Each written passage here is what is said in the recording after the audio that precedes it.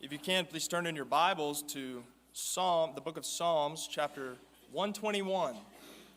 And while you're turning to that chapter, just a little bit about why we chose this psalm to preach through this morning is when I got the call from Pastor Craig that he was in the hospital, the first thing that he said was, "You're preaching."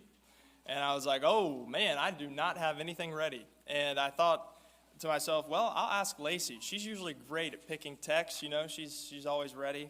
And she had no idea either. So I was like, well, let's just pray about it. So we prayed and started looking through some of the scriptures and started flipping through the Psalms because I was like, that's a good one-off sermon always. It's great to hear from the Psalms.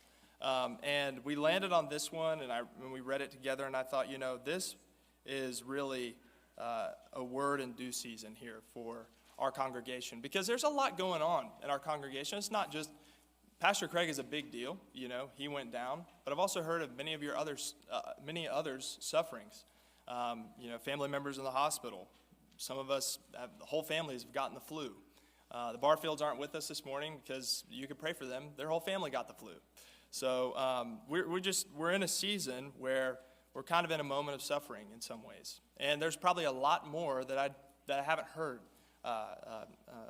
from you guys that's going on in our congregation. So as we give attention to the reading of the psalm this morning, keep some of those things in mind. This is a really big encouragement for the Christian, and particularly the pilgrim as they travel to the celestial city in the world.